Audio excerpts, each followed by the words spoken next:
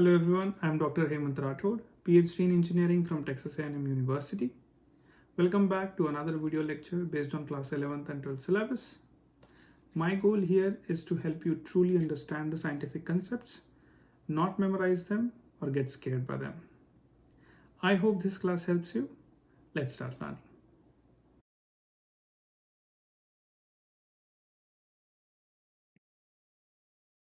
Okay, let's start our fifth class on laws of motion. और कल हमने पढ़ा था conservative non-conservative forces and concept of potential energy, and then we studied work done by variable forces and work energy theorem.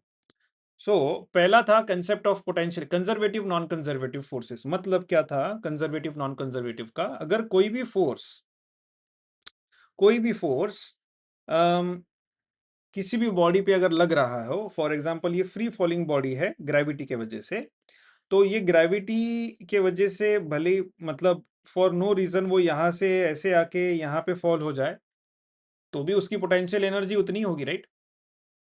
Change होगी उसमें नहीं? अगर air resistance neglect करते हैं तो इस केस में gravitational force is a conservative force, right? जो ग्रेविटी के वजह से उसमें उसके एनर्जी में चेंज आ रहा है, that does not depend on path. वो सिर्फ ये डिपेंड करता है कि भैया ग्रेविटी की तरफ तुम कितना ट्रैवल किए, ऊपर से नीचे कितना है, तो आपकी एनर्जी चेंज हो गई उसमें, right? And non conservative forces are like air resistance. अगर ये बॉल आगे जा रहा है, इसको काफी एयर रेजिस्टेंस है यहां तक, ओके? अब बॉल सीधा लाइन में नहीं गया, ये सीधा लाइन में गया था, अब सीधा लाइन में नहीं गया, वो ऐसे ऐसे ऐसे ऐसे मुड़ के आया, तो अभी एयर रेजिस्टेंस की वजह से एनर्जी लॉस ज्यादा हुई है इसमें, बिकॉज उसने बहुत बड़ी पाथ ट्रैवल कर ली. सो दैट मीन्स ये बॉडी का यहाँ पे कुछ एनर्जी होगी और यहाँ कुछ एनर्जी होगी. बिकॉज ये स्ट्रेट लाइन में गया तो वो एनर्जी लॉस कम हुआ, ये बहुत लंबा पाथ ले लिया तो एनर्जी लॉस ज्यादा हुआ. किसके वजह से? अपोजिंग फोर्स की वजह से. कौन सा था अपोजिंग फोर्स? एयर रेजिस्टेंस का. So that's a non conservative force, क्योंकि वो पाथ पे डिपेंड कर रहा है, राइट? सो हमने पोटेंशियल एनर्जी का देखा था कि कोई भी बॉडी को कोई डिस्टेंस से हम लोग अगर मूव करते हैं अगेंस्ट ग्रेविटी, तो हम लोग उसकी पोटेंशियल एनर्जी चेंज कर सकते हैं. माइनस एफ, क्योंकि एफ होगा अगेंस्ट ग्रेविटी, और कितना ऊपर ले गए? डीएक्स इतना ऊपर ले गए, राइट? ओके. सो फिर इस यही कंसेप्ट को हमने यूज किया कि हम लोग कोई भी बॉडी पे हम लोग रैंडम फोर्सेस लगा रहे हैं, ठीक है? अगर कोई भी, पहले तो ले लेते, कोई भी बॉडी पे कांस्टेंट फोर्स लगा रहे फॉर अ लॉन्ग डिस्टेंस, तो उसमें एनर्जी कितनी चेंज होगी? U इक्वल टू इंटीग्रेशन, नहीं इंटीग्रेशन, इस केस में इंटीग्रेशन नहीं, U equal to F into dx. अगर सिर्फ और सिर्फ मैग्नीट्यूड देखा जाए, अगर डायरेक्शन देखा जाए, तो minus F dot product dx, और dot product is again a scalar, तो इसलिए U को मैंने वेक्टर नहीं लिखा, U is scalar potential energy. भले ये दोनों वेक्टर का डॉट प्रोडक्ट हो रहा है, तो डॉट प्रोडक्ट का प्रोडक्ट हमें स्केलर ही मिलता है. वो क्या होगा? F minus F into D x into cos theta. dx मतलब क्या? बॉडी पे फोर्स ऐसे लगा, लेकिन बॉडी इस डायरेक्शन में गई, राइट? तो dx की डायरेक्शन क्या है? ये, इसको s भी बोलते हैं, और फोर्स की डायरेक्शन थी ये लाइन, dx की डायरेक्शन हो गई ये लाइन, तो ये दोनों में एंगल थीटा, तो वो कॉस थीटा वहां से आ रहा है. लेकिन अगर डिस्प्लेसमेंट और फोर्स एक ही लाइन में है, एक ही लाइन में बॉल ऐसा था, फोर्स लगाया, डिस्प्लेसमेंट भी इसी डायरेक्शन में हुआ, तो dx का डायरेक्शन या फिर s का डायरेक्शन सेम है, फोर्स का भी डायरेक्शन सेम है, तो थीटा हो गया 0 और कॉस थीटा हुआ 1. इसलिए इसलिए यहां वो थीटा मैटर नहीं करता, क्योंकि वो 1 हो जाएगा अगर स्ट्रेट लाइन पे, ठीक है? अब ये था कांस्टेंट फोर्स, फोर्स बदल नहीं रहा था, जब भी उसको मूव कर रहे थे बॉडी को कांस्टेंट फोर्स लग रहा था. What if force is not constant? What if force बदल रहा हो एक्स के साथ? जैसे जैसे मूव कर रहे वैसे वैसे फोर्स बदल रहा है, तो क्या करना पड़ेगा? अब एरिया अंडर द कर्व आसानी से नहीं निकाल सकते, तो उसका तरीका है integration F dot D x. Integration करो, कहां से कहां तक, x1 से लेके x2 तक।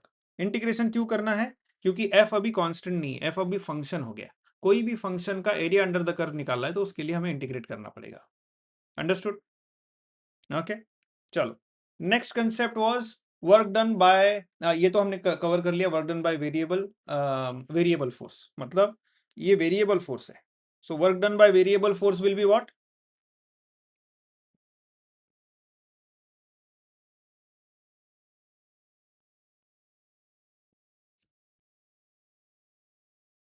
Exactly this is work done. वो कैसे, ये पोटेंशियल एनर्जी अगर चेंज की हमने तो वर्क डन कैसे है वो देखेंगे हम लोग किस में, वर्क एनर्जी थ्योरम में। हमने क्या देखा था वर्क एनर्जी थ्योरम में, क्या देखा था हमने कि कैसे एग्जैक्टली वर्क डन कैसे बॉडी की एनर्जी चेंज करता है, मतलब चेंज इन एनर्जी या फिर बॉडी की कोई भी एनर्जी एक जगह से दूसरे जगह जाके अगर बदल रही है तो वो जो डिफरेंस है एनर्जी का, उतना क्या हुआ है, उतना वर्क डन करना पड़ रहा है हमें। अगर फॉर एग्जांपल बॉल यहां पे है, ठीक है, ग्राउंड पे, इसकी पोटेंशियल एनर्जी है, अगर मैं इसकी हाइट ले लूं h1, इसकी पोटेंशियल एनर्जी mgh1। अभी मुझे इस पे वर्क करना है, मैंने लगाया कांस्टेंट फोर्स F, डिस्प्लेसमेंट था S और यहां पहुंचा दिया, हाइट है इसकी h2, राइट। वर्क डन कितना हुआ, F dot S, right, vector F dot vector S। अभी F और S में एंगल क्या है, 0, तो F into S cos theta cos 0 1, सो F इंटू S, ये वर्क डन हो गया सीधा सीधा, ठीक है, राइट। अभी ये हुआ वर्क डन पॉइंट 1 से पॉइंट 2 तक जाने के लिए, 1 से 2 तक जाने के लिए। अभी हमने पोटेंशियल एनर्जी कैसी चेंज हुई, डेल्टा पोटेंशियल एनर्जी 1 से 2 तक जाने के लिए, potential energy at point 2 minus potential energy at point 1 is what, mgh2 minus mgh1, right. अभी मैं इसका mg कॉमन ले लेता हूं, h2 माइनस h1। आप बताइए h2 माइनस h1 क्या डिस्प्लेसमेंट है, so mg into displacement, mass into gravitational acceleration, what is this, force into s, work done. So हम लोग जो डेल्टा पी कर रहे हैं वर्क डन हुआ। सो एनर्जी चेंज करने के लिए हमें वर्क डन करना पड़ा, मतलब उस बॉल में एक्स्ट्रा एनर्जी पोटेंशियल एनर्जी देती, वो कहां से आई, उतना वर्क डन हमें करना पड़ा उसको एक्स्ट्रा एनर्जी देने के लिए, राइट। अपने आप आ जाएगी क्या, नहीं, वो ये दिखाता है कि एनर्जी अगर चेंज करनी है तो वर्क करना पड़ेगा, ओके। अभी यहां पे हमने एयर रेजिस्टेंस कंसीडर नहीं किया था, एयर रेजिस्टेंस है, तो अभी ये बॉल जब ऊपर जा रहा था तो यहाँ पे जो एयर थी वो उसको रोकेगी, रेजिस्ट करेगी। उसके लिए क्या करना पड़ेगा, पोटेंशियल एनर्जी को चेंज करने के लिए हमें ऐसा वर्क करना पड़ेगा जो हम फोर्स इनटू डिस्प्लेसमेंट तो कर ही रहे हैं, प्लस वर्क करना पड़ेगा अगेंस्ट एयर रेजिस्टेंस, उसके अगेंस्ट एक्स्ट्रा वर्क करना पड़ेगा, राइट, एक्स्ट्रा फोर्स लगाना पड़ेगा उसके लिए, राइट, ओके। सो फिर मेरा डेल्टा पी जो change in potential energy will be what, work done जो हम फोर्स इनटू डिस्प्लेसमेंट वाला, plus work done against air because हवा भी है, हवा रोक रही है हमें, तो उसके अगेंस्ट और ज्यादा फोर्स लगाना पड़ेगा। सो ये समझ गया वर्क एनर्जी थ्योरम, ओके। सो हमने कल ये देखा,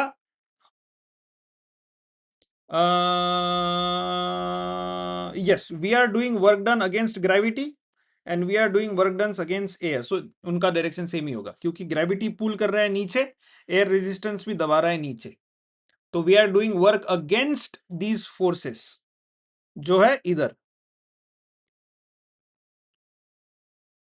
okay, very good question. Now one of the important topic in physics 4.7, principle of conservation of linear momentum.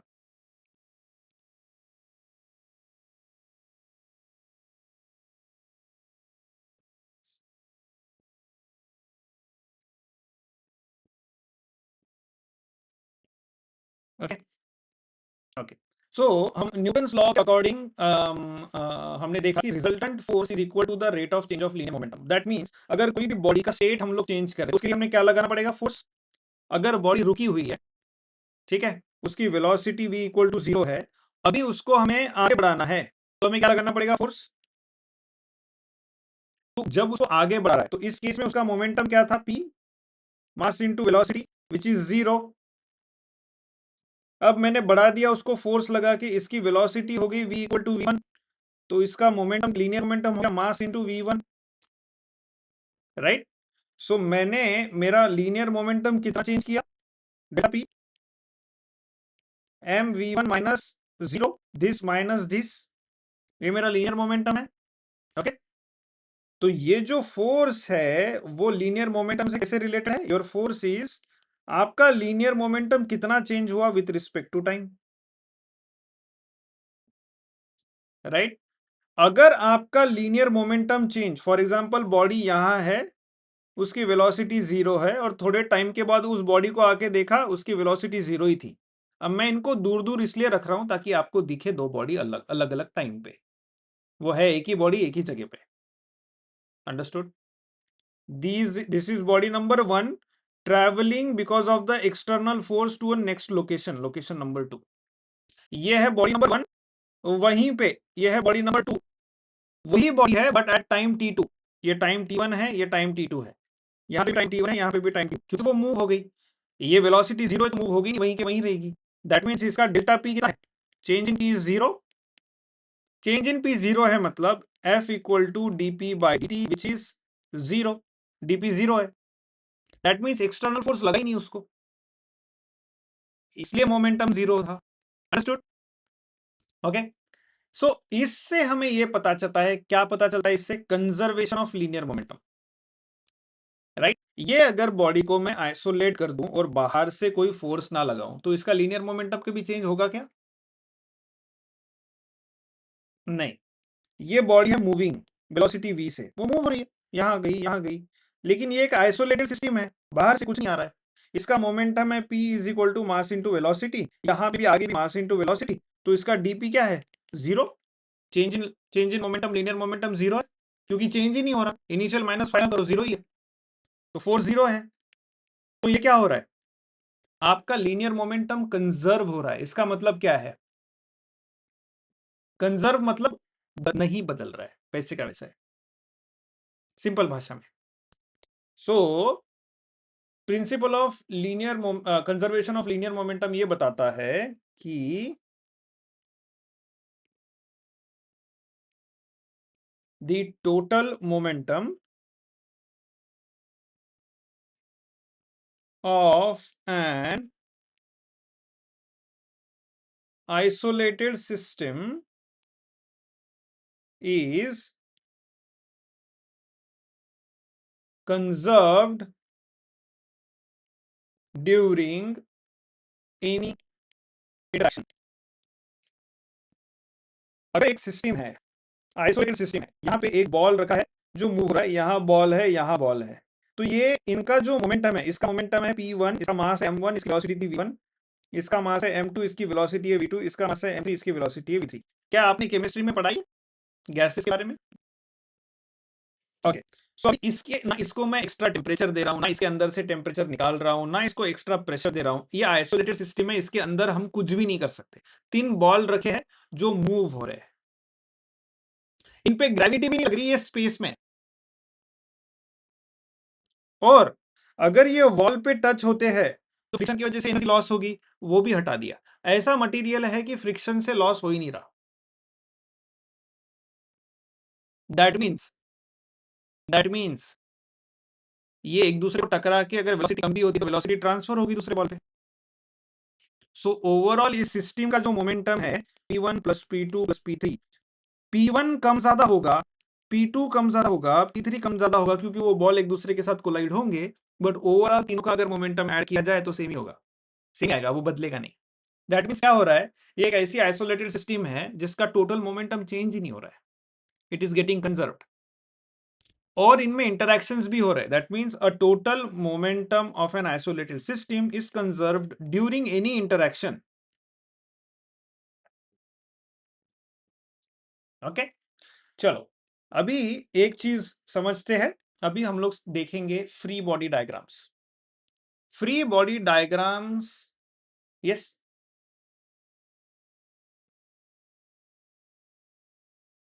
यहाँ okay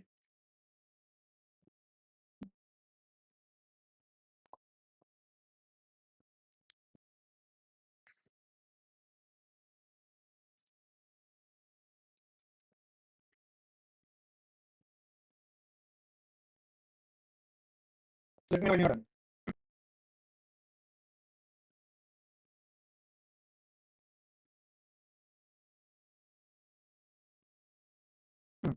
Okay, so okay, so total momentum of an isolated system is conserved in interaction. Now we will go on to a next topic, subtopic, which is systems and free body diagrams. Okay, systems and free body diagrams. अभी हमें एक पुली system दी है, पुली number 1 होगी यहाँ पे, यहाँ होगी पुली number 2, ठीक है, एंड यस, तो पुली को हम लोग कंस्ट्रक्ट करेंगे ग्रीन कलर से।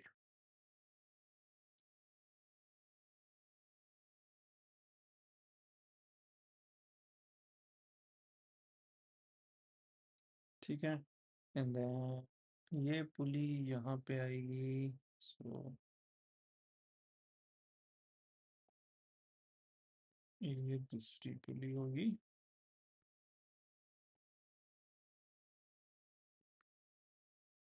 और इसी पुली के पास यहाँ पे दूसरी पुली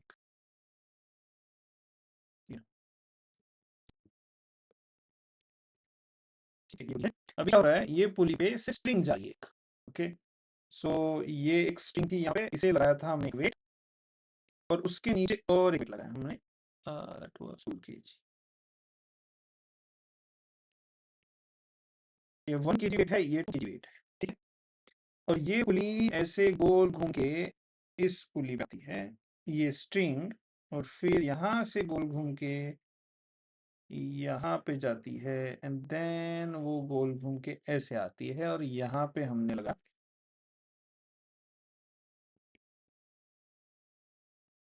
4 kg वेट, और ये जो पुली है, ये पुली से अटकाया हमने 3 kg वेट, ठीक है, ओके, और ये जो पुली है फाइनली एक और पुली के पास जाएगी,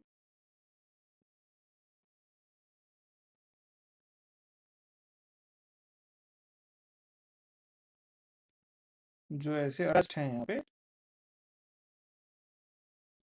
ओके, एंड ऐसे जाएगी गोल घूम के ऐसे, ओके, एंड देन ये जो अटैच सिस्टम है, उस ये पुली अब अटैच्ड है एक वेट से जो जमीन पे रखा हुआ है, ऐसा, जो जमीन पे अगर मूव करेगा तो फ्रिक्शन लॉसेस होंगे उसके, और फिर वो वेट को और एक स्ट्रिंग लगाया हमने, जो हमने खींचा है इस डायरेक्शन में, सो दैट मींस हमने लगाया यहाँ पे फोर्स, ठीक है, तो ये अपने एक आइसोलेटेड सिस्टम है नहीं, अगर मैं कहूं no no friction in string and pulley, right, let's read the problem, ये हो गया हमारा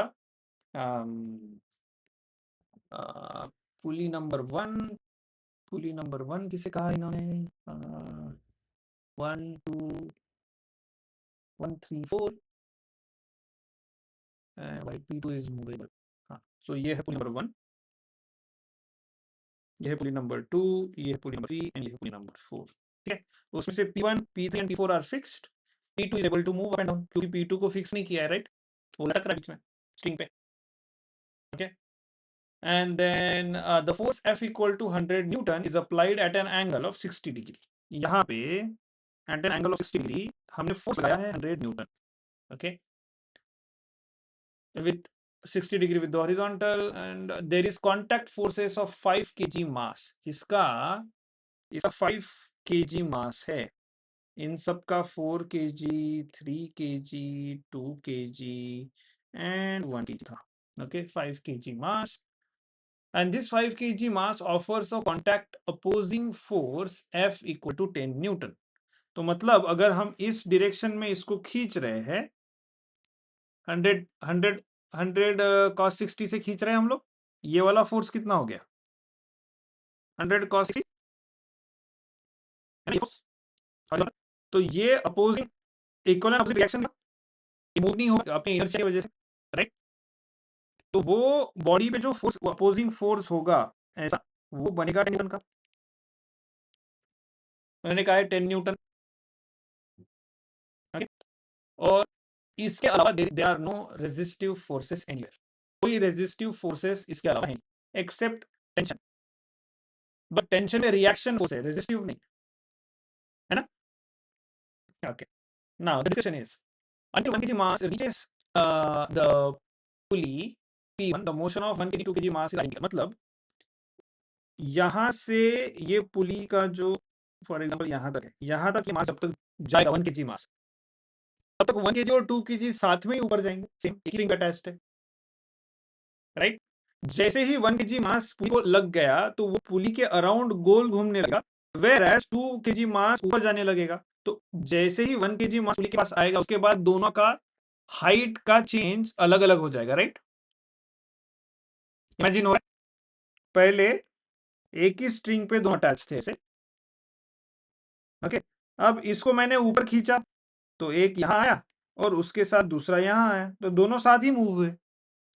लेकिन अगर ये है यहां और मैं यहां से गोल घुमा रहा हूं स्ट्रिंग को पुली के अराउंड, तो ये समझो यहां गया और ये यहां आया, ठीक है?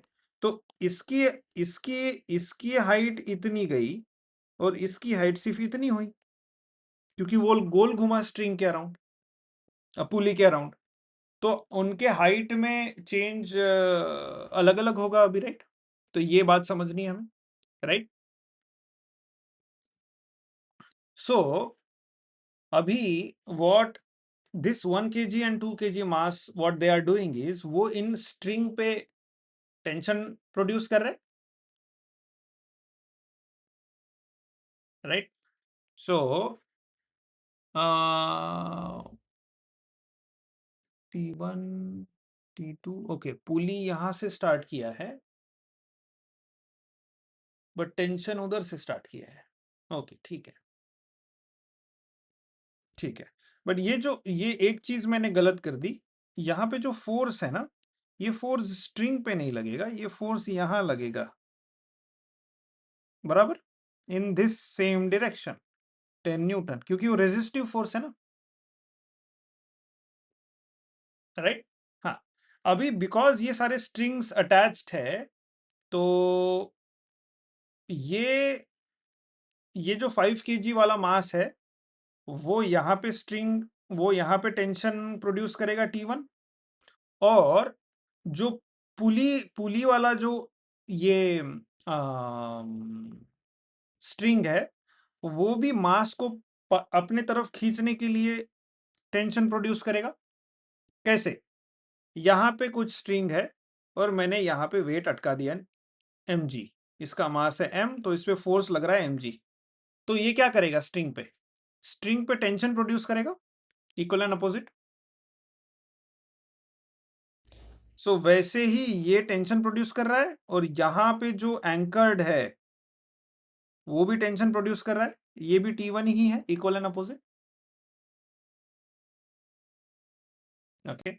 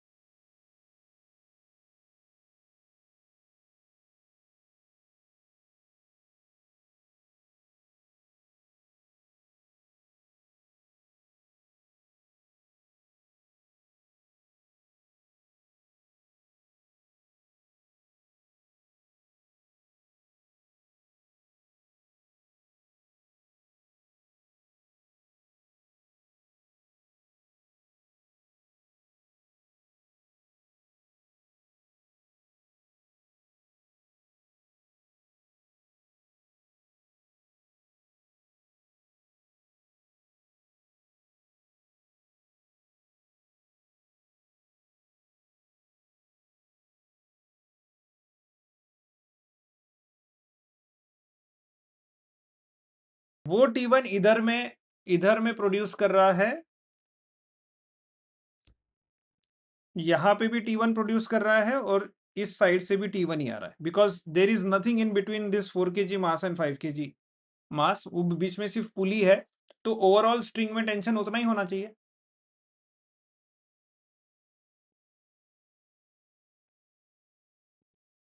नहीं, अपोजिट डायरेक्शन में नहीं आ रहा है ना वो, मैं यही तो बताने की कोशिश कर रहा हूं। They are not coming in opposite direction to cancel out each other. अगर मैं एक स्ट्रिंग को दोनों हाथों से खींच रहा हूं, फॉर एग्जाम्पल एक हाथ को मैंने फिक्स कर दिया और दूसरे से मैं खींच रहा हूं ऐसे, ठीक है, सो क्या होगा, वो स्ट्रिंग में कुछ टेंशन बिल्ड होगा, राइट। ये स्ट्रिंग है, मैं इधर खींच रहा हूं, और ये दूसरी स्ट्रिंग का एंड है, मैं इधर खींच रहा हूं, राइट। तो अभी रिएक्शन फोर्सेस क्या हो गए, इस साइड से खींच रहा था, इस साइड से खींच रहा था, इसलिए ये टेंशन बिल्ड हुआ, इस साइड से भी खींच रहा था इसलिए ये टेंशन प्रोड्यूस हुआ, बट वो tension one and the same होंगे। ओवरऑल उसमें टेंशन कितना है, टेंशन T1 है, समझ रहे हो। वो स्ट्रिंग में टेंशन T1 है, लेकिन वो जो एरोज बता रहा है कि कहां से आ रहा है, तो दोनों तरीके से आ रहा है, दोनों डायरेक्शन से आ रहा है। आप बोलेंगे दोनों से T1 आ रहा है, T1 आ रहा है तो ऐड हो जाएगा क्या, नहीं, वो कन्वेंशन है, ओके। बट बट आपने अगर नोटिस किया होगा तो हमारे पास वेट था यहां और एक वेट था यहां, ये पूरे सेक्शन में टेंशन क्या है, T1,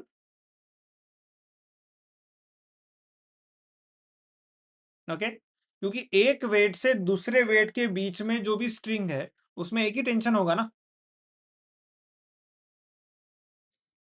राइट। हाँ, नाउ दूसरा, ये एक वेट है और इस स्ट्रिंग पे दूसरा वेट कहां पे है, यहां पे है, स्ट्रिंग पे, यहां से अगर गए तो यहां, मतलब ऐसे गया, फिर ऐसे लेके यहां तक, दूसरा स्ट्रिंग पे वेट है ही नहीं,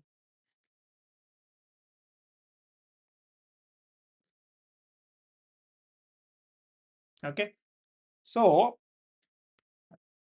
जो जो 3 kg वेट है वो स्ट्रिंग का पार्ट ही है, और वो स्ट्रिंग के दोनों साइड में डिस्ट्रीब्यूट हो रहा है,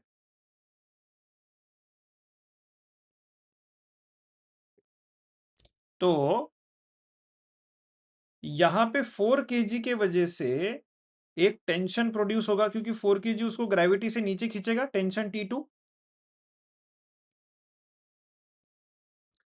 और फिर ये पुली बोलेगा कि मैं भी खींच रहा हूं ऊपर, मैं जाने नहीं दूंगा स्ट्रिंग को नीचे, तो वो भी टेंशन T2 ही देगा।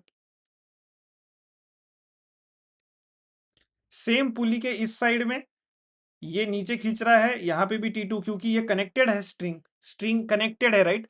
एक कनेक्टेड स्ट्रिंग में अलग अलग टेंशन हो सकता है क्या,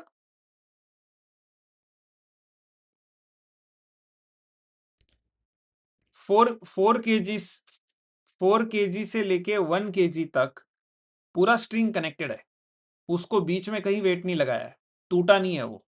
ये देखो यहां वेट लगा दिया तो ये बीच में ब्रेक, ये ब्रेक हो गया यहां पे, राइट, वो कंटिन्यूअस स्ट्रिंग नहीं है। सो ये कंटिन्यूअस स्ट्रिंग पे एक ही टेंशन होना चाहिए। सो ये ऊपर की पुली खींच रहा है, नीचे की पुली खींच रहा है, कितने टेंशन से, T2 से।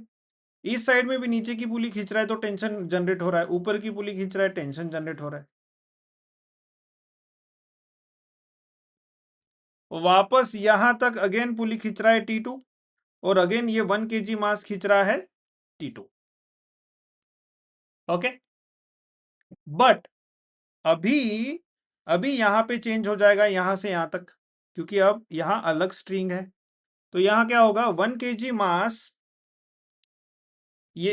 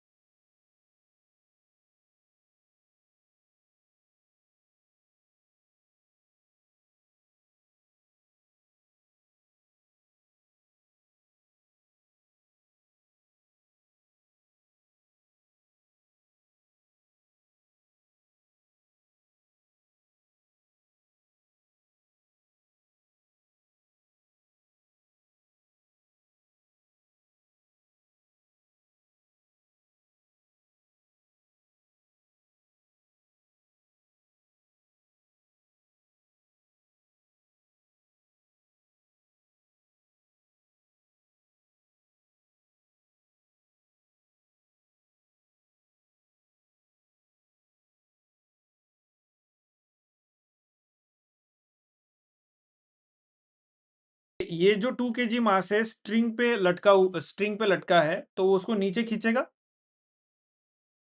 It will produce T3 tension उस स्ट्रिंग पे, और जो ऊपर वाला 1 kg उसको पकड़ के बैठा है वो बोलेगा मैं नीचे नहीं जाने दूंगा, राइट? अगर मैं बोलूं कि ये स्ट्रिंग में कितना टेंशन है, T2, डायरेक्शन भूल जाओ, उस स्ट्रिंग में एक ही टेंशन है, T2। ये जो हम कर रहे हैं, ड्रॉ कर रहे हैं, ये कन्वेंशन के लिए।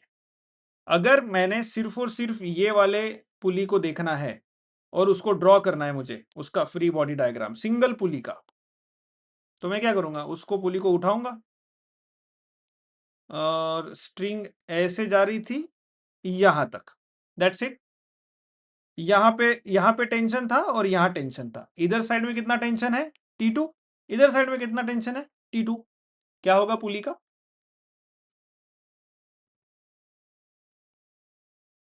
बैलेंस हो जाएगी। Exactly exactly exactly.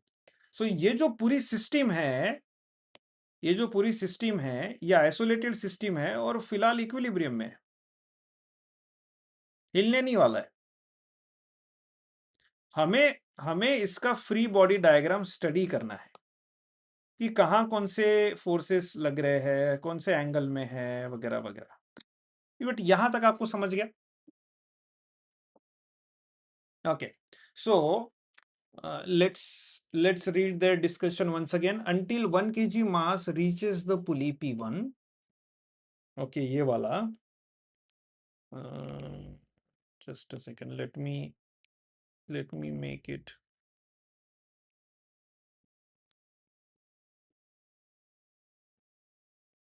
okay, better. So when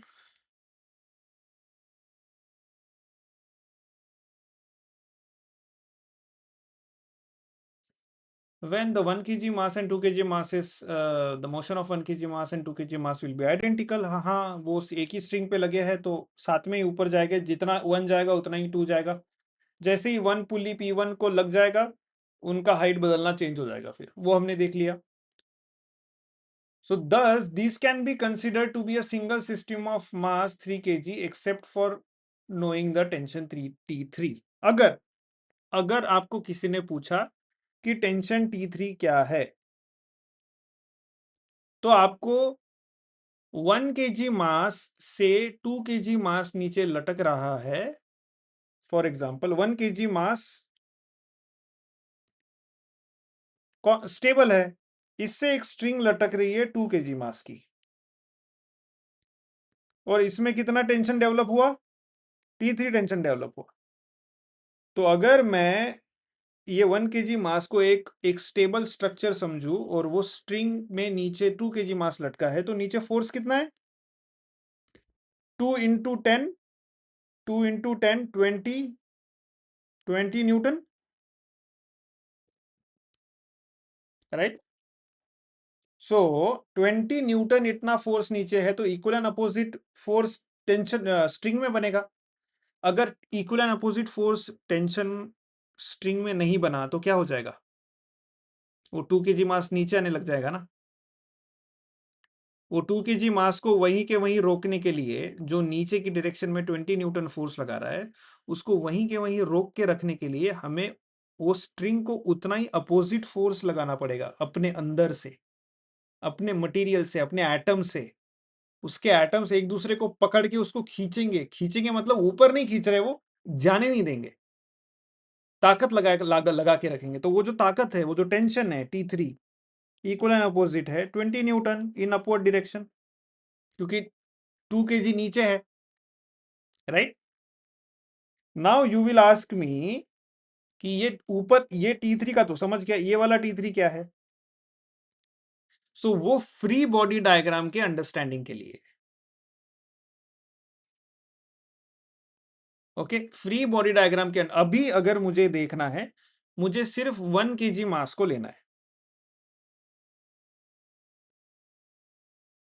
और मुझे पता 1 kg मास पे कौन कौन से फोर्सेस एक्ट कर रहे हैं। तो 1 kg मास पे कौन से फोर्स एक्ट कर रहा है, ये स्ट्रिंग उसको नीचे खींच रहा है या नहीं खींच रहा है? खींच रहा है। कितने से खींच रहा है, T3 से। राइट, और 1 kg खुद को नीचे जाना है कितना, 10 न्यूटन से, 1 right, mg which is 1 × 10 which is 10 Newton, and इसको ऊपर खींच रहा है स्ट्रिंग कितना, T2 से। सो ये इसकी फ्री बॉडी डायग्राम हो गई। अगर ये स्टेबल है, अगर ये मूव नहीं हो रहा है, if this is not moving, then ऊपर का और नीचे का नलीफाई होना चाहिए। दैट मीन्स टेंशन T2 को काउंटर बैलेंस करना चाहिए हमारा weight 10 newton plus T3, right, दोनों सेम होना चाहिए ना, ऊपर जितना है नीचे उतना, अगर सेम है तभी वो कहीं नहीं जाएगा, वही के वहीं रहेगा, राइट। ओके, सो ये हो गए free body diagrams. Now let's read again. But अगर मुझे सिर्फ और सिर्फ यहां पे देखना है, मतलब जैसे ये डायग्राम देखा मैंने 1 kg मास, तो ये 1 kg मास को फॉर एग्जाम्पल एक और डायग्राम देखनी है मुझे पुली की, पुली P1, ठीक है। अब ये पुली P1 में स्ट्रिंग है ऐसे और ऐसी, ये है T2 और ये है T2। नाउ इस पे कुछ तो, ये स्ट्रिंग पे कुछ तो मास लगाया है। ये सिस्टम में आइदर मैं इसको पूरा 3 kg मास बोल सकता हूं, क्योंकि अगर वो मास के नीचे मुझे कोई लेना देना नहीं है, तो टोटल मास कितना है, 1 kg प्लस 2 kg 3 kg। ये स्ट्रिंग को कितना kg मास फील करना पड़ रहा है, 3 kg, तो मैं वहां पे 3 kg अटैच करूं। अगर मुझे 1 kg और 2 kg के बीच का भी टेंशन चाहिए, तो फिर मैं उसको रिजॉल्व करूंगा ये वाली फ्री बॉडी डायग्राम में। अगर मुझे T2 और T3 को विजुलाइज करना है 1 kg के अराउंड, तो मैं ये वाली फ्री बॉडी डायग्राम दिखूंगा। अगर मुझे T3 की जरूरत ही नहीं है, मुझे देखना ही नहीं है, मुझे फर्क ही नहीं पड़ता, तो मैं क्या करूंगा, ये वाली फ्री बॉडी डायग्राम बनाऊंगा। सो अगर T3 की जरूरत नहीं है मुझे, तो मैं सीधा 3 kg ले लूंगा वहां पे। सेंस बनता है। हाँ, सो all the masses except the 3 kg mass are traveling same distance in the same time. Does their acceleration, if any, have same magnitudes? मतलब अगर मैं इस पुली को खींचता हूं इस डायरेक्शन में, तो ये 1 kg मास अगर मैंने यहां से यहां तक खींचा, इतना खींचा, तो स्ट्रिंग उतना ही आगे आएगा। ये 1 kg मास उतना ही ऊपर जाएगा, 2 kg मास उतना ही ऊपर जाएगा, 4 kg मास उतना ही नीचे आएगा, right. But what will happen to 3 kg mass? Will it travel the same distance? ये वाला, will it travel the same distance? No, it is not fixed. वो उस स्ट्रिंग के कंटिन्यूअस लाइन में भी नहीं है, वो तो बीच में लटका हुआ है, वो थोड़ा सा ऊपर जाएगा सिर्फ, डिपेंडिंग ऑन स्ट्रिंग में टेंशन कितना है,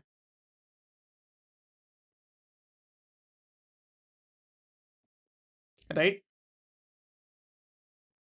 सो 1 kg mass, 2 kg mass, 4 kg mass, 1 kg, 2 kg and 4 kg, they are traveling same distance,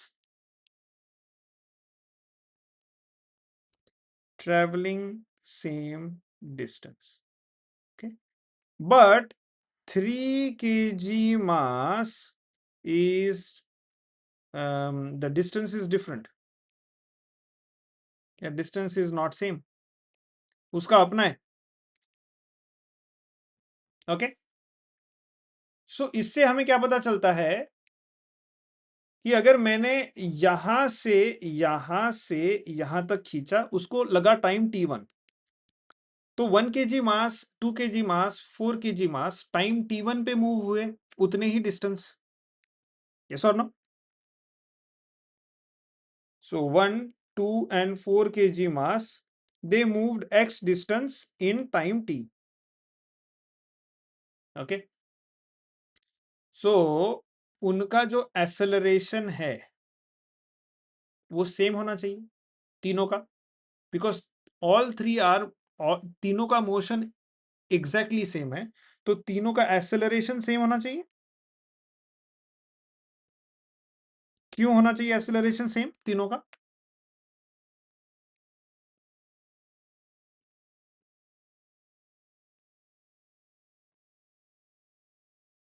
हाँ, अगर फॉर एग्जाम्पल कांस्टेंट वेलोसिटी से आगे बढ़ रहे तो एक्सेलरेशन तो जीरो हो जाएगा, बट इन केस अगर वो कांस्टेंट एक्सेलरेशन से नहीं आगे बढ़ रहे, झटका दिया उसको मैंने, जोर से खींचा ऐसे, ठीक है, तो दैट मींस उसमें थोड़ा एक्सेलरेशन आ गया, कांस्टेंट वेलोसिटी थी, मैंने झटका दिया ऐसे, मैं अपने हाथ की स्पीड बढ़ा दी, एक्सेलरेशन दिया, तो वो 1 kg 2 kg और 4 kg मास है जो स्प्रिंग पे है, उन सबका सेम ही एक्सेलरेशन होगा, क्योंकि वो सेम ही डिस्टेंस सेम वेलोसिटी से मूव कर रहे हैं सेम टाइम में। इतना अंडरस्टूड है? ओके, ना इफ द स्ट्रिंग एस, ये स्ट्रिंग अगर एस है, मैं फिर से एक थोड़ी सिंपल वाली डायग्राम बनाता हूं। स्ट्रिंग ऐसी थी, ऐसी गई, फिर ऐसी गई, फिर ऐसे जाके ऐसी लगी, ठीक है। सो यहाँ पे पुली, यहाँ पुली, यहाँ पुली, और ओके। सो जैसे ही मैं इस स्ट्रिंग को इधर खींचता हूँ, यहां से लेके, अगर ये पॉइंट था, यहां से लेके यहां तक खींचा मैंने, ऐसा इतना, राइट? ओके, सो ये स्ट्रिंग के ऊपर हर एक पॉइंट उतना ही डिस्टेंस गए, यहां से यहां तक, ये यहां से यहां तक गए, राइट? ये solve. Okay, so the 1 kg mass, 1 kg and 4 kg मास, जो 4 kg मैंने यहां लगाया था और यहाँ पे जो 1 kg लगाया था, और उसके नीचे 2 kg भी है, अगर 1 kg के बारे में बोल रहा हूं तो वो 2 kg, 1 kg and 2 kg masses उतने ही सेम डिस्टेंस x से मूव कर रहे हैं, okay, right? If the string S containing 1 kg mass moves by x, the lower string S1 holding the 3 kg mass, lower string S1 holding a 3 kg mass moves by distance x by 2. क्या आप इसे?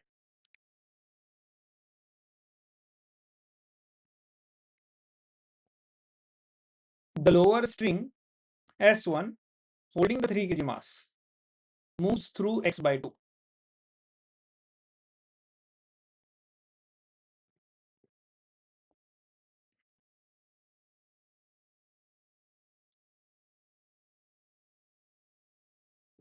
So think about it for 10 seconds maybe.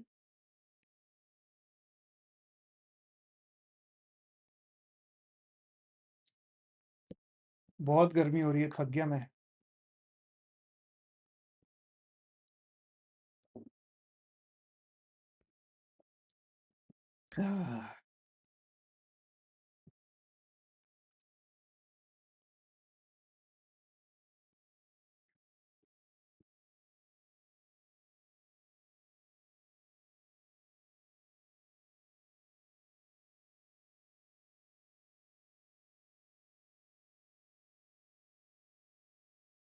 x by 2 से ऊपर, क्योंकि वो पुली free है, तो जैसे इधर हम लोग x से खींचेंगे वो पुली x by 2 से ऊपर जाएगी।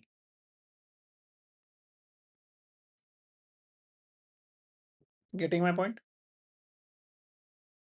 ओके, सो ये है वो जो जो स्ट्रिंग और पुली का जो सिस्टम है, उसके बारे में कुछ इंफॉर्मेशन, ठीक है। नाउ वी विल, हमने हमने तो ये छोटे छोटे फ्री बॉडी डायग्राम्स तो देखे, लेकिन as per the text we will go through one by one again. Free body diagrams. A free body diagram refer to forces acting on only one body at a time and its acceleration. देखो, one body one body, one body, okay? So free body diagram, free body diagram of a 2 kg mass.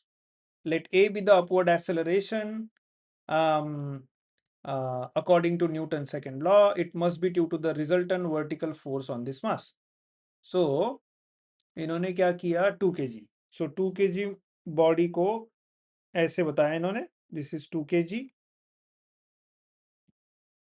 जो मैंने draw किया था थोड़ी देर पहले, that was a rough, just to make you guys understand.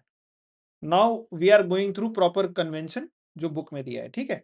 सो इसका centre of mass यहाँ है, तो ये पॉइंट देखेंगे हम लोग. ये पॉइंट से ऊपर स्ट्रिंग जा रही है, उसका टेंशन है T3, और ये पॉइंट से नीचे उसका वेट है mg, right? 2 kg into 10 meter per second square, which is 20 newton, right? Okay, now इन्होंने क्या किया, let A be the upward acceleration. अभी व्हाट इफ हमने क्या देखा था, स्टेशनरी है, कुछ नहीं हो रहा है. What if this body is moving upward, क्योंकि हमने एक स्ट्रिंग अगर खींच लिया तो उसका अपवर्ड एक्सेलरेशन होगा ए, राइट? ओके, पहले क्या हो रहा था, पहले जब ए नहीं था तब पहले क्या हो रहा था कि टेंशन T3 ऊपर का इज इक्वल टू उसकी नीचे का वेट mg, राइट? जो टेंशन T3 ऊपर का है उस उतना ही वो बैलेंस कर रहा है जितना वेट है. तो टेंशन जितना है वो बस वेट को बैलेंस करने के लिए जितना चाहिए उतना टेंशन प्रोड्यूस हो गया उसमें, अपोजिट. एक और चीज, व्हाट इफ टेंशन बहुत ज्यादा बढ़ा दिया, तो आपको क्या लगा, ये स्ट्रिंग है, इस पे मैंने लगाया 10 केजी वेट, तो इसमें टेंशन कितना प्रोड्यूस होगा?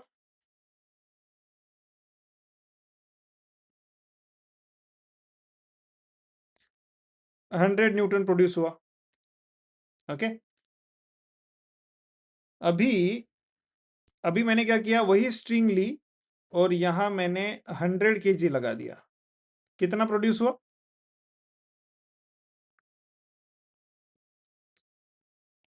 1000 न्यूटन. ओके, ये स्ट्रिंग 5000 न्यूटन पे टूट जाती है, क्योंकि वो जो इंटरनल फोर्स है ना, फॉर एग्जांपल ये स्ट्रिंग क्या है, स्ट्रिंग को अगर मैं जूम करूं तो क्या है, let's it's combination of atoms. So 5000 Newton के बाद एटम एक दूसरे के हाथ पकड़ के नहीं रह सकते, ताकत खत्म हो जाती है उनकी, तो एटम एक दूसरे को छोड़ने लगते हैं 5000 न्यूटन के बाद. 5000 न्यूटन तक क्या करेंगे, वो पकड़ के रखेंगे. 5000 न्यूटन ताकत है उनके आर्म्स में, they will hold each other, ठीक है? फॉर एग्जाम्पल ये नीचे खींच रहा है, ये ऊपर खींच रहा है, क्योंकि स्ट्रिंग ऊपर अटैच्ड है और नीचे वेट लगा है. तो तो हर एक एटम पे ऊपर और नीचे का फोर्स लग रहा है, ऊपर के एटम ऊपर खींच रहे, नीचे के एटम नीचे खींच रहे, राइट? सो हर एक एटम में उतना उतना स्ट्रेस जनरेट हो रहा है, उतना फोर्स उतना फोर्स आ रहा है उस पर, यस और नो? हाँ, 5000 न्यूटन है तो वो क्या करेगा, अक्रॉस द लेंथ, अगर यहाँ पे 5 एटम्स है तो सब लोग हजार हजार हजार लेंगे, एक लाइन 1000, दूसरा लाइन 1000, तीसरा 1000, ऐसा डिस्ट्रीब्यूट होगा फोर्स, राइट? बट उस स्ट्रिंग के लिए ओवरऑल 5000 न्यूटन के बाद अगर वो ब्रेक हो जाता है और मैंने यहां 1000 केजी वेट लगाया, तो टेंशन कितना होगा?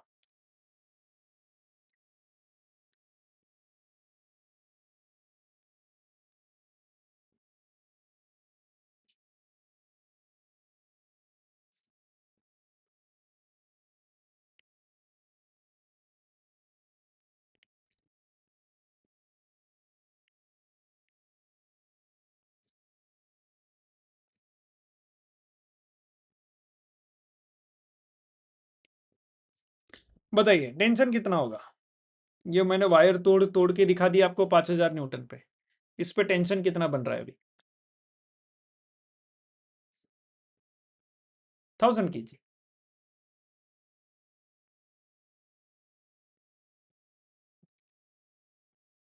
सोचो थोड़ा। 10,000 न्यूटन, उसमें उसमें उसमें टेंशन बनेगा या नहीं बनेगा?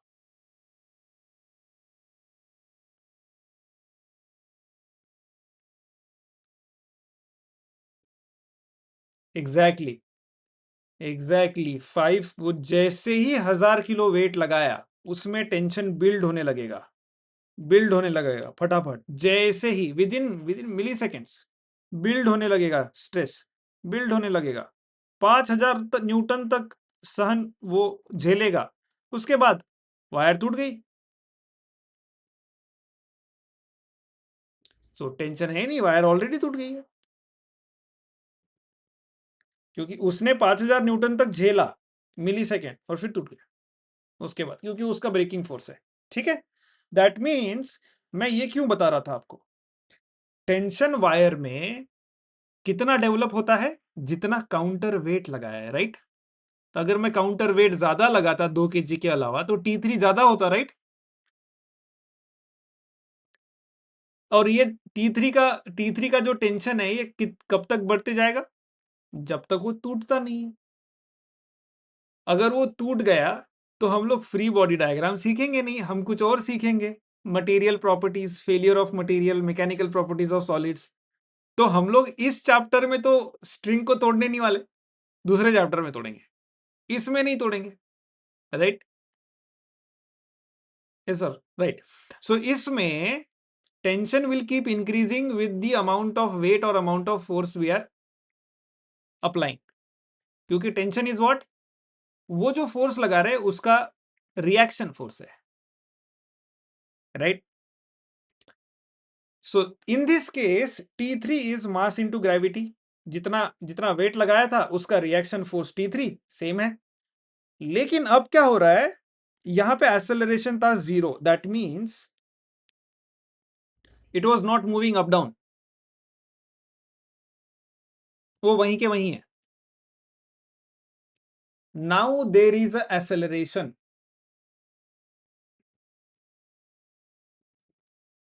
देर इज एक्सेलरेशन ऊपर की तरफ। ओके, जब ऊपर की तरफ एक्सेलरेशन है तो रिएक्शन किस डायरेक्शन में बनेगा एक्सेलरेशन का? ये एक्सेलरेशन है, let's say you are pulling, आप खींच रहे हो, तो आपके खींचने को, आपके एक्सेलरेशन को रिएक्शन किस डायरेक्शन में आएगा?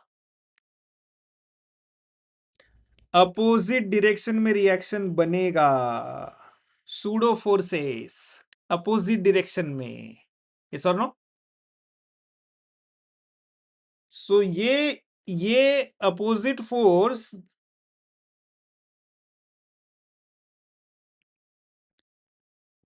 या फिर reaction force will be how much?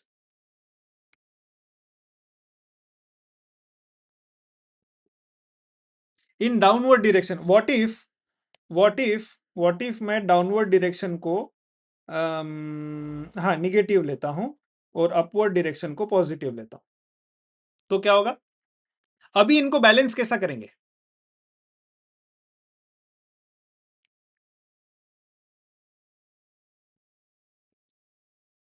Right, तो ये जो है, ये जो है अपोजिट फोर्स है, रिएक्शन फोर्स की वैल्यू क्या होगी? आपको एक्सेलरेशन दिया है ऊपर का, तो नीचे का एक्सेलरेशन क्या होगा? इक्वल एंड अपोजिट, उसका रिएक्शन फोर्स क्या बनेगा? Equal and opposite. पहले तो मुझे बताओ इसके वजह से फोर्स क्या बना? FA MA, तो फिर अपोजिट फोर्स क्या होगा? -MA। ठीक है, वो हो गया। अभी इनमें ऊपर जा रहा T3, नीचे है mg और दूसरा आ गया अब MA, तो ये माइनस में है, ये माइनस में है, तो कैसे करेंगे? T3 plus minus M G plus minus M A equal to 0। Balance करना है उनको, right? That means T3 is mg plus ma. T3 is 2 times g plus a.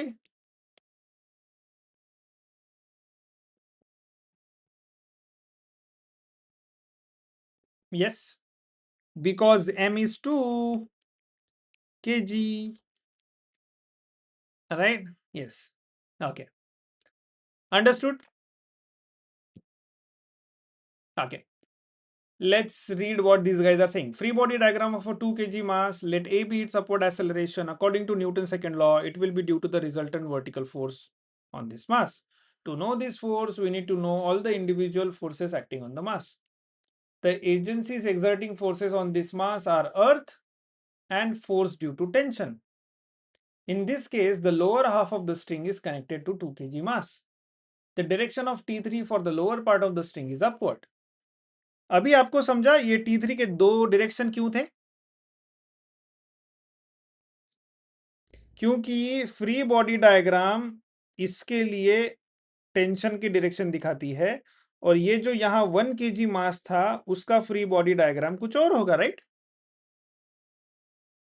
सो वो अपोजिट टेंशंस जो हो रहे थे those were not actually opposing forces. वो free body diagram के लिए हम लोग बना रहे थे. अगर मैं उसी समय बताता फ्री बॉडी डायग्राम के लिए बना रहे तो आप बोलोगे मतलब नहीं समझाए क्यों, मतलब फ्री क्या होता है फ्री बॉडी डायग्राम के लिए क्यों बना रहे हो? अब समझा रिजॉल्व करने के बाद, हर एक बॉडी को इंडिविजुअली लेने के बाद. Okay okay. In this case, the lower half of the string is connected to the 2 kg mass. The direction of T3 for the lower part of the string is upward as shown in figure 4.2b. Upper part of the string is connected to 1 kg mass. Thus, the direction of T3 for 1 kg mass will be downward. However, it will appear only for the free body diagram for 1 kg mass and will not appear. Okay. Hence, the free body diagram for 2 kg mass will be as follows. If it is a force equation according to Newton's second law, will be T3 equal to minus 2g equal to 2a. Okay. Free body diagram. हाँ, ये जो मैंने balance किया है ना,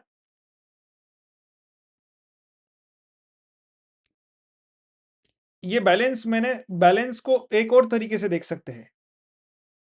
पहले था T3 और था mg ऊपर की तरफ और नीचे की तरफ और ये स्टेबल था.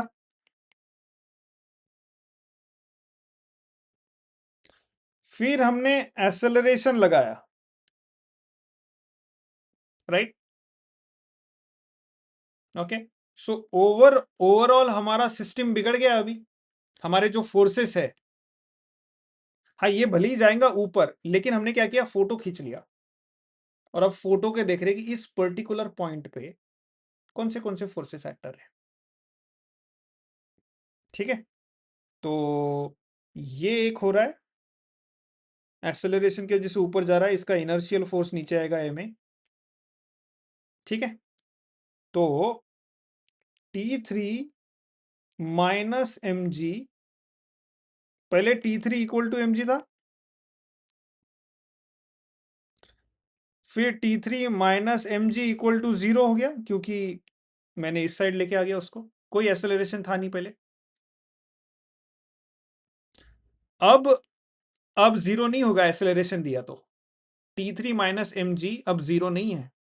T3 माइनस mg होने के बावजूद भी देयर इज समथिंग एल्स. 0 नहीं हो रहा है अभी.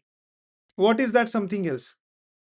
जो अप्लाइड एक्सेलरेशन का जो रिएक्शन है, इसको इस तरीके से भी हम लोग देख सकते हैं. ओके, हाँ. नाउ ये हो गया आपका free body diagram of 2 kg mass. Now let's check free body diagram of 5 kg mass.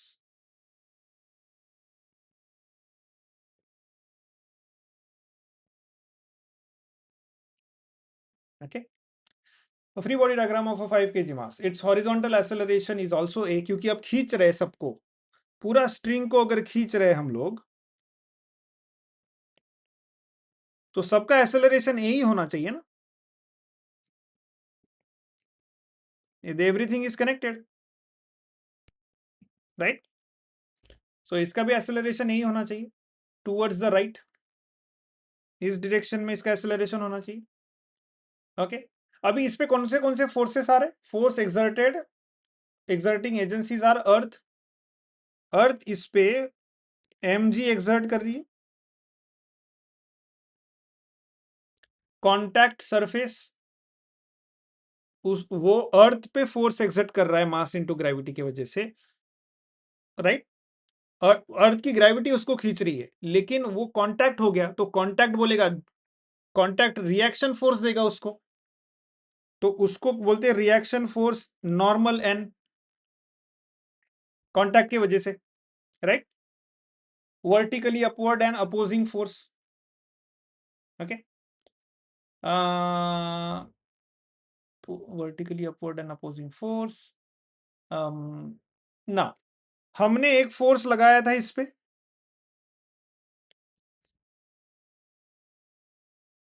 F, तो वो उसको रिजॉल्व अगर करेंगे तो यहां पे हो गया एफ कॉस 60, और इस डायरेक्शन में और एक फोर्स आएगा एफ साइन 60, रिजॉल्व करेंगे तो एक्स और वाई में, राइट। एंड एक और फोर्स था माइनस एक्स में, वॉज व्हाट, फ्रिक्शन, फ्रिक्शन था या क्या कहा था इन्होंने, contact surface of 5 kg mass offers a constant opposing force F equal to 10 Newton. Yeah. So opposing force है, maybe friction, F equal to 10 Newton. And then there is tension T1. इतने सारे forces है इस पे। Bye the वे मैंने जब मैं 11th-12th में था, विच वॉज इन 2010, 2015 साल पहले, तब ये हमें इंजीनियरिंग में था, फर्स्ट ईयर इंजीनियरिंग में, जो फोर्सेस रिजॉल्व करना है वगैरह, ये आपको 12th में है अभी, ये उस समय 12th में नहीं था, या फिर इतना इतना डिटेल में नहीं था जितना आपको। ओके सो ये समझ गया हमें। हाँ तो अभी हमें y डायरेक्शन में देखना पड़ेगा फोर्सेस क्या है अलग से, और x डायरेक्शन में हम लोग y वाले फोर्सेस क्या करेंगे, उसका y मूवमेंट देखेगा, x वाले फोर्सेस x देखेगा, y वाला फोर्स x वाले के साथ इंटरफियर करेगा क्या, क्या लगता है?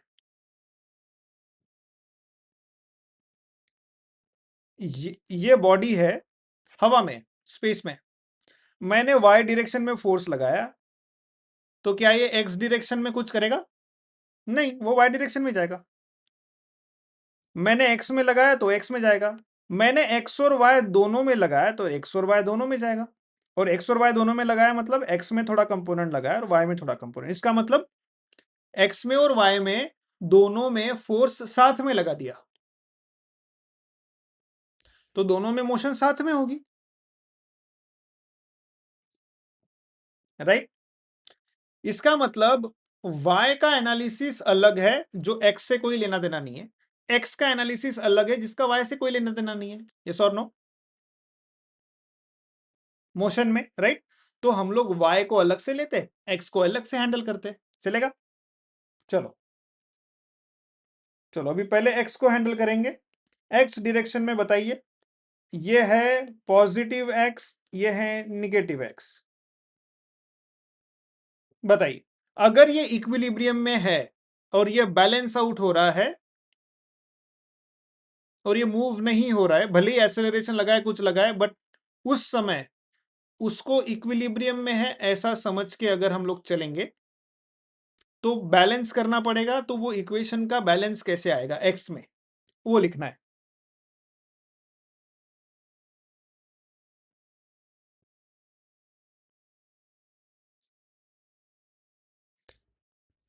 एफ कॉस 60 और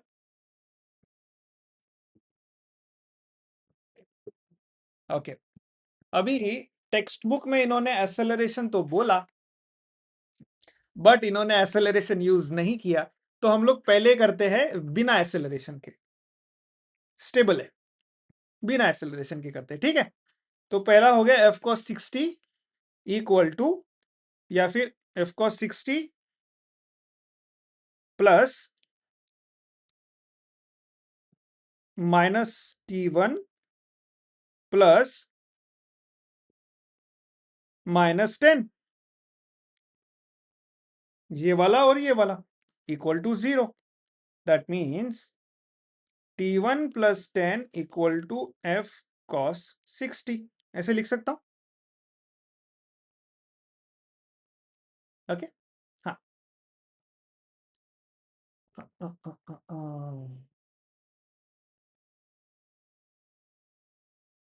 just a second.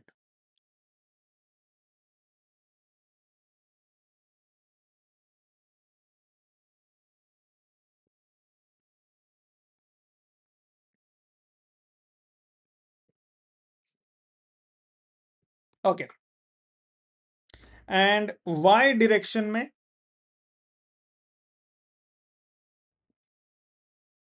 M, Y direction में पॉजिटिव डायरेक्शन में n plus F sine 60 equal plus minus mg equal to 0। So ये हुआ n plus F sine 60 degree equal to mg, और m कितना है 5, n plus F sine 60 equal to 5g, right. अभी with acceleration देखते हैं। With acceleration होगा तो y में एक्सेलरेशन है क्या? नहीं, सिर्फ x में। सो y में एक्सेलरेशन का कुछ रोल है ही नहीं, तो y का इक्वेशन जैसे का वैसे ही रहेगा। x में एक्सेलरेशन है, उस डायरेक्शन में एक्सेलरेशन दिया है। अगर हमने x और y दोनों में एक्सेलरेशन देते तो फिर बात अलग थी। हमने सिर्फ और सिर्फ x में एक्सेलरेशन दिया है, देखो, राइट। सो ये क्या हो जाएगा, f cos 60 plus acceleration is mass into acceleration, force due to acceleration, plus minus T1 plus minus 10 equal to 0. That means T1 plus 10 equal to ma plus f cos 60. Okay, okay. So ये हो गया इस 5 kg mass का free body diagram, right? Now let's quickly take 2 examples. Are there 2 examples or just one example? Very good. Last thing of this class, let's take one example and then we can stop. हमें दिया है एक figure, ये है figure.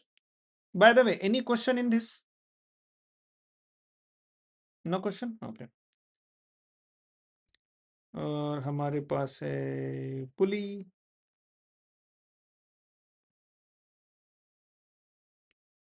And then उस पुली पे है string, but उसका फ्री बॉडी डायग्राम हमें सिर्फ और सिर्फ पुली के अराउंड जो स्ट्रिंग है उसका फ्री बॉडी डायग्राम हमें दिया है, और उस पुली पे अटैच किए हैं वेट्स। इसका वेट है mg और इसका भी वेट है mg, राइट। सो अभी दोनों में वेट mg है, mg दोनों डाउनवर्ड है, तो टेंशन mg उसको नीचे खींचेगा तो टेंशन बनेगा yes t।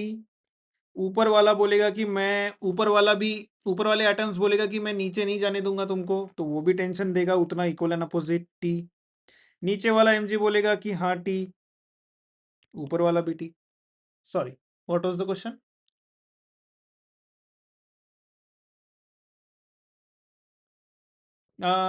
Is it just m or m1 or m2? m1 m2 है, okay, let's do m1, this is m2, thanks for the correction, वरना गड़बड़ हो जाती। m1g and m2g, तो ये कंप्लीट पुली सिस्टम दिए है हमें, right. Figure A shows a fixed pulley, fixed है पुली एक जगह पे, गोल गोल घूमेगी, a massless inextensible string, string की प्रॉपर्टी क्या है? मासलेस, इनएक्सटेंसिबल, इनएक्सटेंसिबल मतलब खींचो तो लंबी नहीं होगी, उतनी ही लेंथ की होगी, कितना भी वेट लगाओ टूट जाएगी, लेकिन लेंथ उसकी उतनी ही होगी। बट हम लोग टूटने इतना वेट लगाएंगे नहीं, इसलिए हम लोग इनएक्सटेंसिबल और मासलेस तक रोक सकते हैं। ठीक है, masses m1 and m2 where m1 mass is less than m2, so m1 into g will be less than m2 into g as well, m1 less than m2. Attached to the two ends in the tents in passing over the pulley, such an arrangement is called Atwood machine.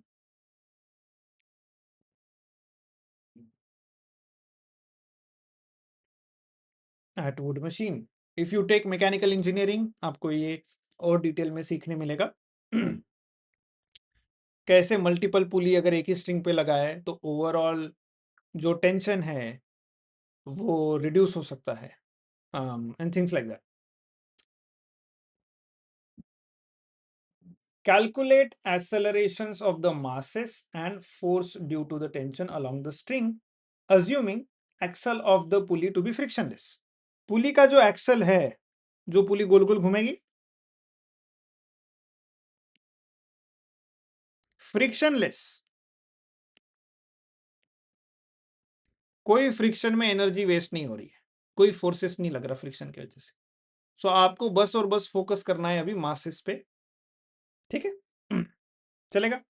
सो हमें निकालना क्या है? Acceleration of the masses and force due to tension. Acceleration mass की वजह से और acceleration tension की वजह से. ओके, चलो ठीक है, स्टार्ट करते. Method 1, direct method. As m2 greater than m1, mass m2 is moving downward and mass m1 is moving upward. So ये जा रही है मोशन इसकी इस डायरेक्शन में, इसकी इस डायरेक्शन में जाएगी क्योंकि m2 ज्यादा है, right? Okay, so overall force नीचे की तरफ रहेगा क्योंकि नीचे ज्यादा फोर्स लग रहा है, नीचे आ रहे हैं ना सब लोग.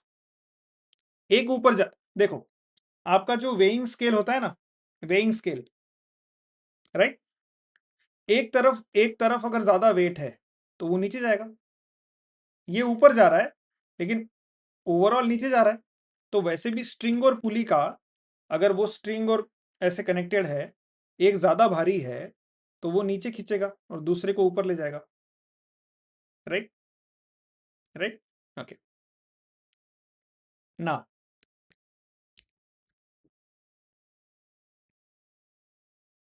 Yes, so net downward force कितना है? Net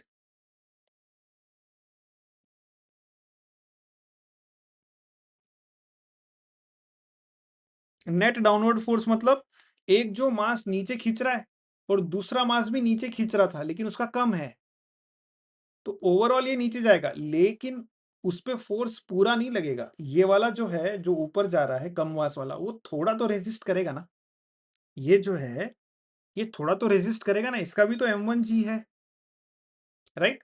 so net force downward, net force जो डाउनवर्ड इसको लग रहा है, ये m2g नेट. अगर फॉर एग्जांपल एक स्ट्रिंग है, यहां पे मैंने लगाया m1, इसका नेट फोर्स डाउनवर्ड कितना है? m1 इंटू जी, सिंपल, राइट? ये है, यहां पे लगाया m2, इसका डाउनवर्ड फोर्स है m2 इंटू जी, सिंपल. अब मैंने क्या किया, इन दोनों को मैंने पुली को अटैच कर दिया. ये किया m1, अब ये किया m2. अब m2 ज्यादा है, नीचे आएगा, m1 ऊपर जाएगा, लेकिन m1 को भी तो नीचे आना है ना, ग्रेविटी की वजह से, तो वो उतना अपोज तो करेगा.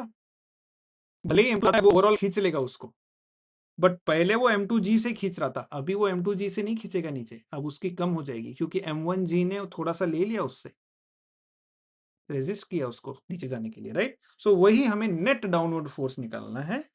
F इक्वल टू m2g जो इस डायरेक्शन में जा रहा है माइनस m1g जो इस डायरेक्शन में जा रहा है, विच इज कॉन g m2 minus m1, right? Okay, ये हो गया force. Now, as the string is extensible, both masses travel the same distance in the same time. Thus, their acceleration are numerically same. दोनों का acceleration same होगा जिस acceleration से वो जा रहा है. Let it be a. अब जो भी फाइनल एक्सेलरेशन उनको मिल रहा है वेट के डिफरेंस के होने की वजह से, अगर वो a है और वो एक्सेलरेशन किसके वजह से है, क्योंकि वो फोर्स लग रहा है. फोर्स और एक्सेलरेशन में क्या रिलेशन होता है? Force is equal to mass into acceleration. अब ये जो m है मैंने कैपिटल लिखा है, क्यों? किसका फोर्स लेंगे इसमें?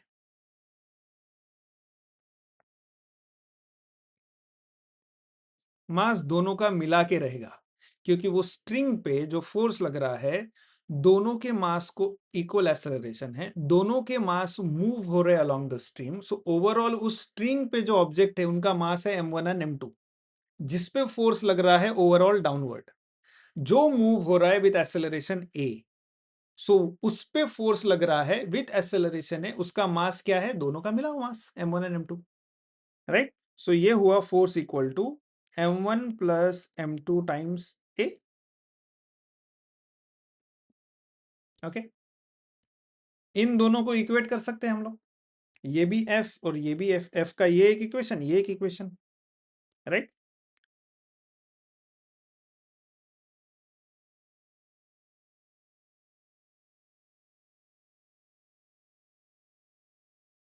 सो इसे मैं लिख सकता हूं m1 plus m2 times a equal to m2 minus m1 times g. आपका a will be m2 minus m1 upon m2 plus m1 times g,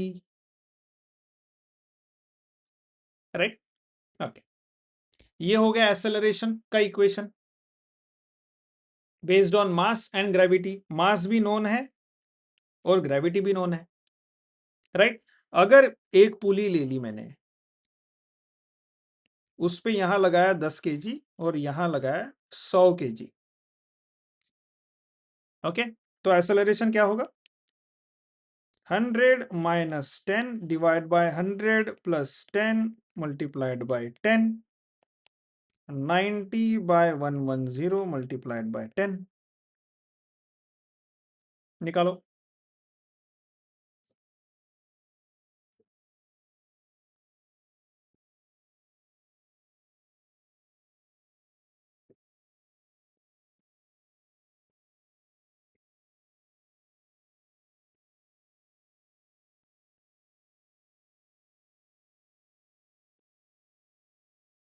8, sorry, say that again.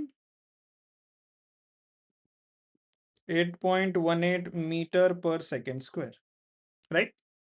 ये इतना एक्सेलरेशन है किसका? ये पूरे स्ट्रिंग का. ये जाएगा ऊपर, ये जाएगा नीचे, इसका एक्सेलरेशन हो गया.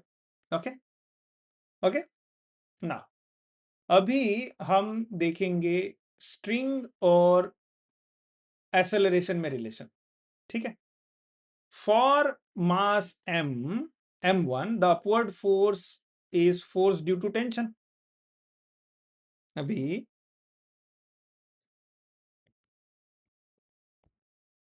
एक, ये दूसरा. अभी ये ऊपर जाएगा, क्यों जाएगा? क्योंकि ये स्ट्रिंग खींच रही है उसको ऊपर, राइट? राइट, ये स्ट्रिंग है, इसमें ये स्ट्रिंग उसको ऊपर खींच रही है. ओके, सो उसमें टेंशन है T और वो खुद को नीचे जाना चाहता है, बराबर? और टेंशन उसको ऊपर खींच रहा है, वो नीचे जाना चाहता है और उस पर एक्सेलरेशन भी लग गया अभी A. तो उसका रिएक्शन क्या है एक्सेलरेशन का? ma. उसका खुद का वेट है mg. तो इसमें T equal to T minus mg equal to ma, जो हमने निकाला था. Okay, so your T is, यहाँ पे m1 करना पड़ेगा, m1 T is m1 common a plus g या फिर g प्लस a, राइट? अभी ए का इक्वेशन हमें पता है, A is what, m2 minus m1 upon m2 plus m1 times g, right. ये इसमें सब्स्टिट्यूट करेंगे तो हमें क्या मिलेगा, t equal to m1 times a is m2 minus m1 by m2 plus m1 times g plus g। तो अभी g बाहर निकाल लेते हैं, m1 into G is m2 minus m1 upon m2 plus m1 plus 1, t equal to m1 into g, m2 minus m1 plus m2 plus m1 by m2 plus m1 is what, m1 m1 cancel, t is m1 into g 2m2 by m2 plus m1। अब ये जो m1 है इसको bracket के अंदर लेके जाते हैं, t equal to 2 times m1 m2 by m2 plus m1 times g। So वो स्ट्रिंग में टेंशन कितना है वो भी आ गया, वो स्ट्रिंग का एक्सेलरेशन कितना था मिल गया। अभी वो स्ट्रिंग में टेंशन कितना है बिकॉज ऑफ दैट मासेस, देखो एक्सेलरेशन किसके भरोसे निकाला हमने, सिर्फ मास एंड ग्रेविटी, नोन वैल्यूज। एक पुली ली, उस पे स्ट्रिंग डाल दी और दो नोन वेट्स लगा दिए, और अभी आपको एक्सेलरेशन कैलकुलेट करना है। एक तो कैलकुलेट करो हाथ से, देखो कितने इसमें क्या हो रहा है, कैसे बढ़ रहा है speed, which is very difficult. या फिर ये फॉर्मूला यूज करो, नोन वैल्यूज है मास और ग्रेविटी की, एक्सेलरेशन मिल जाएगा। जैसे अलग वेट लगाओगे वैसे अलग एक्सेलरेशन आएगा। अभी वो स्ट्रिंग में टेंशन आना है। व्हाट इफ आपके पास बहुत अलग अलग टाइप के स्ट्रिंग्स है, कुछ स्ट्रिंग्स वीक है, कुछ स्ट्रिंग्स स्ट्रांग है। अब आपके पास एक 100 किलो का है और एक 200 किलो का वेट है, आपको देखना है कि इससे टेंशन कितना बन रहा है स्ट्रिंग में। व्हाट इफ उसके स्ट्रेंथ से ज्यादा बन रहा हो, तो टेंशन तो कैलकुलेट करना पड़ेगा ना। सो कैसे कैलकुलेट करेंगे, मास और ग्रेविटी से, सिंपल। इसलिए हमने ये इक्वेशन बनाया सो दैट वो पुली में हम लोग टेंशन कैलकुलेट कर पाए, और वो ऐसा मटेरियल यूज करे वो स्ट्रिंग के लिए जो उतना टेंशन हैंडल कर सके। यस और नो, क्यों जरूरत है टेंशन की हमें, ताकि वो पुली का मटेरियल जो है, वो जो स्ट्रिंग का मटेरियल है वो स्ट्रॉन्ग यूज करे। हमें नहीं पता, और जहां टेंशन की ज्यादा जरूरत ही नहीं है वहां करोड़ों का स्ट्रिंग यूज कर लिया, लाखों का स्ट्रिंग यूज कर लिया, क्या यूज, फायदा नहीं है इंजीनियरिंग का, वेस्ट ऑफ मनी। बट जहां पे बहुत ज्यादा टेंशन चाहिए तो वहां पे, जैसे ब्रिजेस है, ब्रिजेस पे अगर कोई स्ट्रिंग यूज कर रहे हैं हम लोग तो स्ट्रांग चाहिए, तो उसके लिए हमें टेंशन कैलकुलेट करना पड़ेगा कि कितना टेंशन आएगा इस पे। यस और नो। अभी उसी जो प्रॉब्लम में जो 10 केजी था एंड 100 केजी था, उसमें टेंशन कितना होगा, 2 times 100 into 10 divide bye 110 into 10।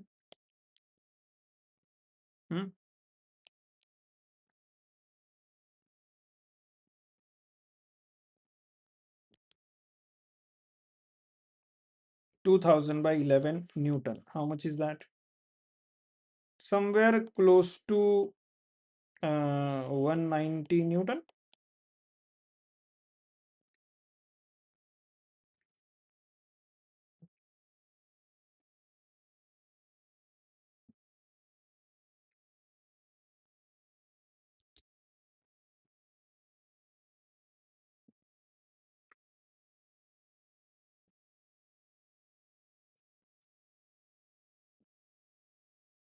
Hmm. 181. Okay, 181. Right. सो हमें टेंशन भी मिल गया। सो ये थी मेथड नंबर 1। मेथड नंबर 1 जो डायरेक्ट मेथड थी, ज्यादा फ्री बॉडी डायग्राम यूज की नहीं हमने, जो हमें दी थी उसी को यूज किया। अगर उसको हम डिवाइड करेंगे दो अलग फ्री बॉडी डायग्राम में, दैट इज मेथड नंबर 2। सो पहला मास था m1, उसका नीचे वेट आ रहा है m1g, और उसके वजह से स्ट्रिंग में टेंशन बन रहा है t।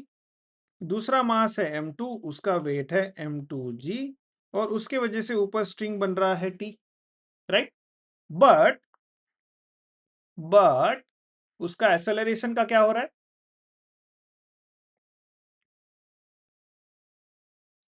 एक एक्सेलरेशन है डाउनवर्ड, एक का एक्सेलरेशन है अपवर्ड। सो इसको जो फोर्स लगेगा रिएक्शन वो होगा ऊपर, इसको जो फोर्स लगेगा वो होगा नीचे, राइट। सो इसका इक्वेशन क्या होगा, T minus M one G equal to M A. इसका इक्वेशन क्या होगा, T plus M A equal to M two जी,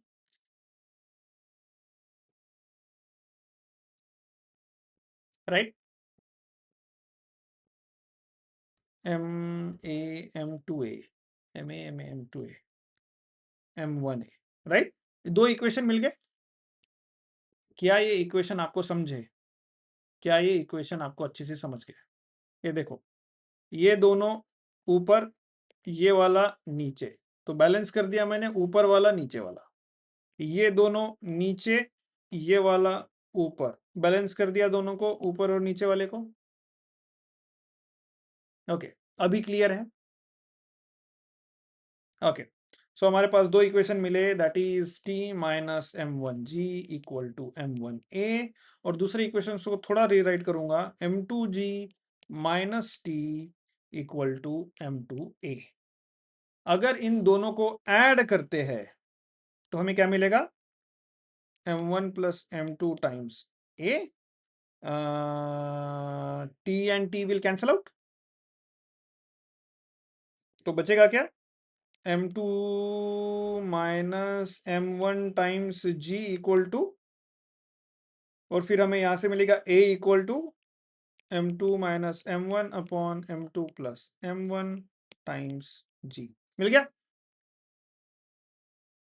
अभी ये ए का इक्वेशन इस इक्वेशन में डाल दो, M two G minus T equal to M two times M two minus M one upon M two plus M one times G. So T is M two minus M one upon M two plus M one times G. नहीं, इसको rewrite करेंगे अपन, ये इधर ले जाएंगे और ये इधर ले जाएंगे। So T equal to M two G minus M two and this, so T will be M two G common, one minus M two minus M one upon M two plus M one, T equal to M two G M two plus M one minus M two minus का plus हो जाएगा M one, so M two gone, M two plus M one, so T equal to M two G two times M one upon M two plus M one, M two अंदर जाएगा, two times M one M two upon M two plus M one times G. Done, same equation दोनों method से। Okay okay, any question? ये पूरे class की आपकी understanding कैसी थी ऑनेस्टली? भले ही क्वेश्चन नहीं होगे बट आपको कितना लेवल का समझा है?